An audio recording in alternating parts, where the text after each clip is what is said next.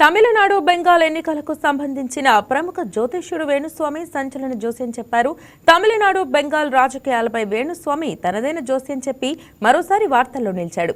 తమిళనాడులో ప్రభుత్వం ఏర్పడిన తర్వాత మళ్లీ ఎన్నికలు వచ్చే అవకాశాలు ఉన్నాయని అన్నాడు. అంతేకాకుండా పశ్చిమ బెంగాల్లో బీజేపీ ఘన విజయం సాధించినప్పటికీ అక్కడ రాష్ట్రపతి పాలన విధించే అవకాశం ఉందని అన్నారు.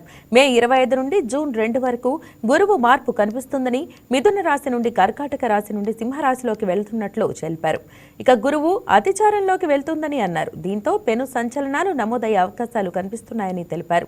దానివల్లనే పశ్చిమ బెంగాల్, తమిళనాడులో ప్రస్తుత పరిస్థితులు నెలకొన్నాయని స్పష్టం చేశారు.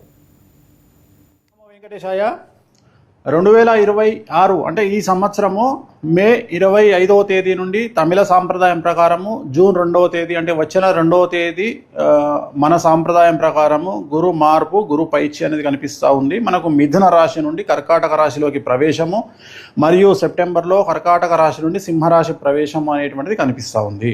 సో దీనికి సంబంధించి గురువు అతిచారంలోకి వెళ్తూ ఉన్నాడు. గత వీడియోలో నేను చెప్పినట్టుగా పెను సంచలనాలు నమోదయ్యేటువంటి అవకాశాలు కనిపిస్తున్నాయని చెప్పడం జరిగింది. దాని ప్రకారమే గత 5 రాష్ట్రాల ఎన్నికలను కనుక గమనించినట్లయితే బెంగాల్ మరియు తమిళనాడు కాంట్రవర్సీస్ మనం చూస్తూ ఉన్నాము. సో విజయ్ జాతక రీత్యా అలాగే విజయ్ త్రిష కాంబినేషన్ కనుక తీసుకున్నట్లయితే వాళ్ళ కాంబినేషన్ ఏకనాడి కాంబినేషన్ అయ్యింది. కాబట్టి ఒకవేళ త్రిష లేకుండా ఉంటే విజయ్ యొక్క రిజల్ట్ వేరే రకంగా ఉండేది.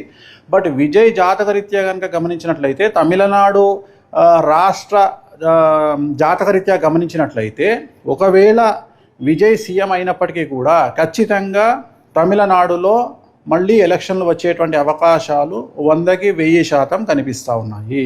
పశ్చిమ బెంగాల్ రాష్ట్రానికి సంబంధించి ఒకవేళ బీజేపీ ప్రభుత్వం ఏర్పాటు చేసినా కూడా మళ్ళీ ఖచ్చితంగా రాష్ట్రపతి పాలన విధించేటువంటి అవకాశాలు కనిపిస్తూ ఉన్నాయి. ఇక మీదట మమతా బెనర్జీ జాతకంలో తిరిగి ఎన్నికలలో పోటీ చేసి మళ్ళీ ముఖ్యమంత్రి అయ్యేటువంటి యోగము మమతా బెనర్జీ జాతకంలో కనిపించడం లేదు.